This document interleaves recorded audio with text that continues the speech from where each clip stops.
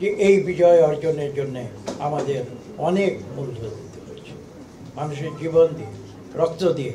এবং আপনারা যে তথ্য একটু আগে উপস্থাপন করেছেন আমাদের সেক্রেটারি সাহেব, সেই তথ্য আপনারা দেখেছেন যে কিভাবে হাজার হাজার মানুষকে গুলি করে শুধু হত্যা করা হয়নি, তাদের জীবন পঙ্গু করে দেওয়া হয়েছে।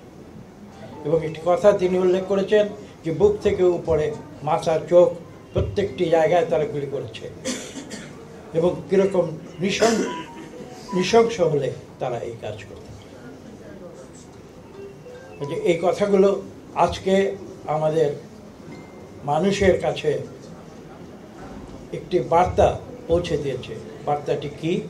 সেটা হচ্ছে যতই জুলুম করুক, যতই অত্যাচার করুক, যতই নির্যাতন করুক, অন্যায় কোনো দিন টিকে থাকতে পারে, সত্যের জয় অবশ্যম্ভাবী। এটাই হচ্ছে আজকের এই আন্দোলনের বার্তা। দেখুন সর্বশেষ কি হয়েছে, তারা, আমি একটু আগে বলেছি, তারা কাপুরুষের মতো পালিয়ে গেছে। যেমন তারা একদিন ৭১ সালে যখন পাক হানাদার বাহিনী এদেশের মুক্তিকামী মানুষের বুকে হায়নার মতো ঝাঁপিয়ে পড়েছিল, সেদিনও কিন্তু আওয়ামী লীগের একই ভূমিকা ছিল, তারা কাপুরুষের মতো আত্মসমর্পণ করেছিল। কাজে আজকে আওয়ামী লীগ, এই স্বৈরাচারী দল, তারা যতই মুখে গণতন্ত্রের কথা বলুক না কেন, একটা কথা আছে বাংলায়, মুখে শেখ ফরিদ বগলে ইট। কাজে আওয়ামী লীগ মুখে গণতন্ত্রের কথা বলে, আমরা কয়েকদিন আগে বলেছি তারা নাকি আবার গণতন্ত্রের আন্দোলন করবে বিএনপির সঙ্গে একযোগ হয়ে। তো এর চেয়ে হাসির কথা আর কিছু হতে পারে না। আওয়ামী লীগের মুখোশ জনগণের কাছে উন্মোচিত হয়েছে, সেই মুখোশ উন্মোচিত করে রাখতে হবে। তারা যেন আবার কোনো মুখোশধারী হয়ে আবার এই সরকারকে যেন কবজা না করতে পারে, এদেশে যেন তারা গণতন্ত্র বিরোধী কোনো কর্মকাণ্ডে তারা যেন মাথা চাড়া দিয়ে উঠতে না পারে, সেজন্য বাংলাদেশের মুক্তিকামী গণতন্ত্রকামী মানুষকে, ছাত্র জনতাকে সার্বক্ষণিকভাবে সচেতন থাকতে হবে। এটাই হচ্ছে আজকের এই আন্দোলনের মূল শিক্ষা। আরও দু একটি কথা আমি এখানে না বলে পারছি না। আমি আন্তরিকভাবে ধন্যবাদ জানাই ড্যাব এবং ড্যাবের যে বিভিন্ন শাখা রয়েছে তাদেরকে। আপনারা আজকে যে কাজে আপনারা হাত দিয়েছেন, এটা কিন্তু আপনাদের পেশাগত দায়িত্বের অতিরিক্ত। আমি কথাটি বলছি এই কারণে, আপনারা মানুষকে সেবা দিয়েছেন, বিশেষ করে চক্ষু হাসপাতালে যারা রয়েছে। এখানে সামনে বসা ছিলেন একজন ডাক্তার, যার নাম বলা হয়েছে, তিনি কোথায় এখন দেখতে পাচ্ছেন, ডিউটিতে গিয়েছেন। আপনারা যে সেবা করেছেন এই বিপদের সময় মানুষকে, এই চ্যালেঞ্জের সময় আপনারা যেভাবে সাহসী ভূমিকা নিয়েছেন, মানুষের যে অঙ্গহানি, সেই অঙ্গহানি থেকে তাদেরকে যত দূর পেরেছেন রক্ষা করেছেন। আপনারা একটি হিসাব দিয়েছেন, আমরা জানতে পেরেছি কতজনের চক্ষু, এক চক্ষু এবং কতজনের উভয় চক্ষু বিনষ্ট হয়ে গিয়েছে। এবং আপনারা অপারেশনের মাধ্যমে কতজনকে রক্ষা করতে পেরেছেন, সেই দৃষ্টিহীন হবার হাত থেকে আপনারা রক্ষা করেছেন। এজন্য আমি আপনাদের আন্তরিক ধন্যবাদ এবং কৃতজ্ঞতা জানাই। এটা আপনাদের দায়িত্ব এবং কর্তব্য। কিন্তু আজকে যে কাজটি করছেন, আমি সেটা বলছি, একটু আগে বলেছি, সেটা আপনাদের দায়িত্বের অতিরিক্ত দায়িত্ব। আপনারা সহায়তার হাত বাড়িয়ে নিয়ে এসেছেন সেই অসহায় পঙ্গু মানুষ, যারা এই দেশের জন্যে, এই দেশে গণতন্ত্র প্রতিষ্ঠার জন্য তাদের জীবনকে বাজি করে তারা জুলাই আগস্টে রাজপথে তারা নেমে এসেছিল। এবং আমি শুধু এইটুকু বলবো, আপনারা সে কারণে বিশেষ প্রশংসার দাবিদার। আমি আরেকটি কথা বলবো এখানে, যেটা প্রাসঙ্গিক না হলেও আমি প্রাসঙ্গিক মনে করি। সেটা হচ্ছে যে আমাদের দেশের ভেতরে যে চিকিৎসা সেবা, সেই চিকিৎসা সেবার মান আপনারা কিন্তু আরও উন্নত করবেন। আমি বিশেষ করে এই কথাটি বলছি, আমাদের দেশে হাজার হাজার মানুষ, আমি বলবো লক্ষ লক্ষ মানুষ, তারা চিকিৎসা পাবার জন্য, অথবা তাদের একটা মানসিকতা রয়েছে ভালো চিকিৎসা পাবার জন্য, অথবা বেটার চিকিৎসা পাবার জন্য, তারা কিন্তু আমাদের দেশ থেকে তারা আমাদের পার্শ্ববর্তী বন্ধুরা চলে যায়। আমি দুঃখের সঙ্গে বলছি, এই চেষ্টা, এই যে একটা ট্রেন্ড, এই ট্রেনটাকে বন্ধ করার দায়িত্ব কিন্তু আপনাদের। কেননা আমি আপনাদের একটি গল্প বলবো এই প্রসঙ্গে। আপনাদের মনে আছে, হয়তো অনেকের জানা আছে, মালয়েশিয়ার দেশপ্রেমী একজন প্রধানমন্ত্রী, তিনি এক পর্যায়ে হৃদরোগে আক্রান্ত হয়েছিলেন এবং তাকে পরামর্শ দেওয়া হয়েছিল মালয়েশিয়া থেকে বাইরে গিয়ে বিদেশে সুচিকিৎসা নেবার জন্য। আপনারা নিশ্চয়ই তিনি বলেছিলেন যে আমার দেশে যদি সেই চিকিৎসা না থাকে আমি দেশের বাইরে গিয়ে সেই চিকিৎসা নেব। Mahathir Mohamad. এবং তিনি সেই ওসিলায় তিনি সেখানে একটি অত্যন্ত উঁচু মানের হাসপাতাল প্রতিষ্ঠা করেছিলেন, সেখানে শ্রেষ্ঠ চিকিৎসকদের নিয়ে এসেছিলেন এবং সেখানেই তিনি চিকিৎসা নিয়েছিলেন। এটা একটা জাতীয় গৌরবের বিষয়। আমি বিশ্বাস করি যে বাংলাদেশে আপনারা অত্যন্ত নামি দামি এবং অত্যন্ত পারদর্শী চিকিৎসক যারা রয়েছেন তারা এটি একটি চ্যালেঞ্জ হিসেবে নেবেন এবং এটা একটা আস্থার বিষয়।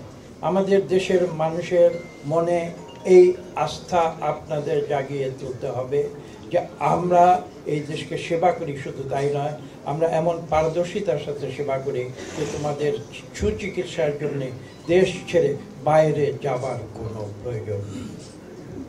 আমি আজকে এই সুযোগে আমি আপনাদের কাছে আন্তরিকভাবে আমি দাবি করব যে আপনারা এই বাংলাদেশের দেশপ্রেমিক চিকিৎসক হিসেবে বাংলাদেশের 18 কোটি মানুষের মনে এই প্রতীতি আপনারা জাগিয়ে তুলবেন, যাতে করে তারা চিকিৎসার জন্য আপনাদের কাছে আসে, অন্য দেশের জন্য তাদের যেতে পারে।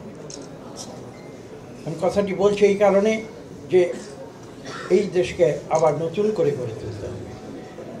এদেশের ছাত্র জনতা আমাদের সামনে যে দৃষ্টান্ত রেখেছে সেই দৃষ্টান্ত অনুসরণ করে আমাদের সামনে এগিয়ে যেতে হবে।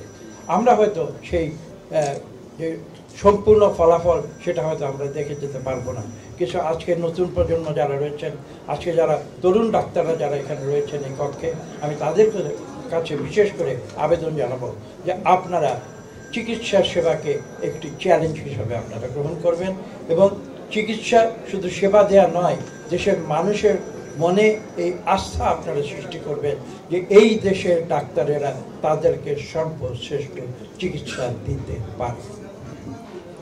আমি কয়েকজন চিকিৎসকের হয়তো নাম করতে পারি যারা এই কাজগুলো করেছিলেন, যারা বিদেশে গিয়েছিলেন, তারা ট্রেনিং নিয়েছিলেন, তারা উচ্চশিক্ষা নিয়েছিলেন, তারা দেশে ফিরে এসেছিলেন এবং দেশে ফিরে এসে কিন্তু বাংলাদেশের মানুষের আস্থা তারা অর্জন করেছিলেন। আজকে হয়তো সেই উচ্চশিক্ষার সুযোগ সেভাবে বাংলাদেশ সৃষ্টি করতে পারেনি, কিন্তু আমি বিশ্বাস করি আগামীতে যে সরকার আসবে তারা এদেশের তরুণ যারা চিকিৎসক রয়েছেন তাদের মনে তারা এই গর্ব, তারা দেশপ্রেমের যে গর্ব, সেই গর্ব তারা জাগিয়ে তুলবেন। আমরা কিন্তু একদিন বিদেশে গিয়েছিলাম, লেখাপড়া করেছিলাম এবং লেখাপড়া শেষ করে তাৎক্ষণিকভাবে আমরা দেশে ফিরে এসেছিলাম। যে যুদ্ধ বিধ্বস্ত বাংলাদেশকে কীভাবে পুনর্গঠন করা সেই বিশ্বাস নিয়ে এসেছিলাম এবং আমি আপনাদের কাছে এই আবেদন জানাবো, এই অনুরোধ করব যে আপনারা আপনাদের চিকিৎসা সেবার মাধ্যমে আপনারা আজকে যেভাবে বাংলাদেশের এই ক্রান্তিকালে আপনারা যেভাবে সেবা দিয়েছেন, যাদের উপরে এই স্বৈরাচারী সরকার জুলুম করেছিল, গুলি করে হত্যা করেছে, যারা মারা গিয়েছে হয়তো আপনাদের সেবার হাত তাদের মৃত্যুর আগের মুহূর্তে আপনারা পৌঁছতে পারেননি, কিন্তু যারা বেঁচে আছে, যারা আহত হয়েছে, যারা বিভিন্নভাবে পুলিশ র্যাব তাদের অত্যাচারে নির্যাতিত হয়েছে, আপনারা তাদের সেবা সহায়তা করছেন এবং সেই সেবা এবং সহায়তার বাইরে গিয়ে আপনারা আজকে তাদের মানবিক সাহায্যের হাতও বাড়িয়ে দিয়েছেন। আমি আপনাদের প্রতি আমার পক্ষ থেকে এবং বিএনপির পক্ষ থেকে আন্তরিক কৃতজ্ঞতা প্রকাশ করছি। বক্তব্য দীর্ঘ করব না, একটি কথা আমি প্রায় বলি এবং এই কথাটি দিয়ে আমি শেষ করতে চাই। বিএনপি এমন একটি রাজনৈতিক দল যে রাজনৈতিক দল শহীদ প্রেসিডেন্ট জিয়া রহমান সৃষ্টি করেছিল। কোন জিয়া রহমান? স্বাধীনতার ঘোষক জিয়া রহমান। তিনি শুধু স্বাধীনতার ঘোষণা দিয়ে ক্ষান্ত হন নাই, তিনি কিন্তু স্বাধীনতা যুদ্ধের সম্মুখ সমরে যুদ্ধ করেছিল। সেক্টর কমান্ডার যুদ্ধে জয়লাভ করেছিলেন এবং তার বীরত্বের কারণে বাংলাদেশের মানুষ তাকে মুক্তিযুদ্ধের সর্বোচ্চ সম্মান বীর উত্তম উপাধি দিয়েছিল। সেই জিয়া রহমান সৃষ্ট রাজনৈতিক দল বিএনপির আমরা নগণ্য সদস্য। কাজে বিএনপির যে ঐতিহ্য, বিএনপির যে ইতিহাস, শহীদ প্রেসিডেন্ট জিয়া রহমানের যে কীর্তি কাহিনী, সে কথাগুলো আমাদের মনে রাখতে হবে।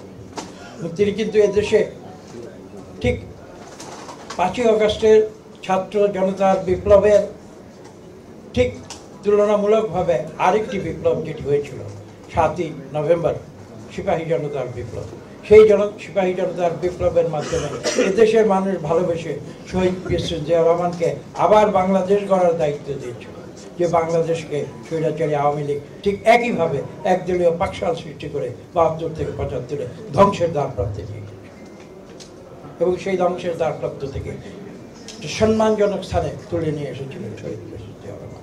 বহুদলীয় গণতন্ত্র পুনঃপ্রবর্তন করেছিল এবং পরবর্তীতে আপনারা জানেন 80-র দশকে প্রায় 1 দশক ধরে দেশনেত্রী বেগম খালেদা জিয়া রাজপথে আন্দোলন করে বাংলাদেশকে আবার নতুন করে সংসদীয় গণতন্ত্র, বহুদলীয় এবং সর্বশেষ আপনারা দেখেছেন 1921, 22, 23-এ এই বছরগুলোতে কিভাবে আমাদের ভারপ্রাপ্ত চেয়ারম্যান জনাব তারেক রহমান কিভাবে আমাদের এই সর্বশেষ আন্দোলনের নেতৃত্ব দিয়ে বাংলাদেশে গণতন্ত্র পুনরুদ্ধারের পথ তিনি উন্মুক্ত করে দিয়েছেন।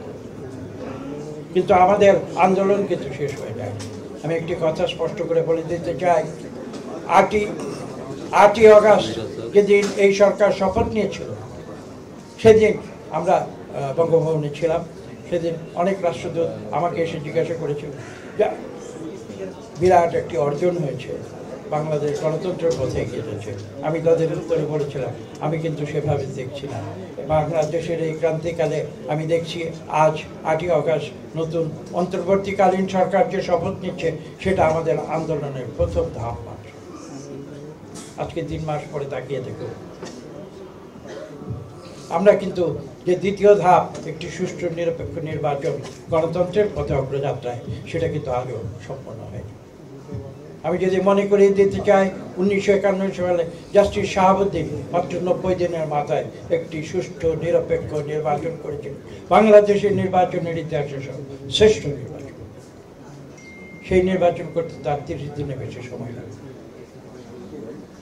কাজে এই যে এটা হচ্ছে দ্বিতীয় ধাপ, আমাদের এটা এখনো অতিক্রম করা হয়নি, অতিক্রম করতে হবে আগামীতে।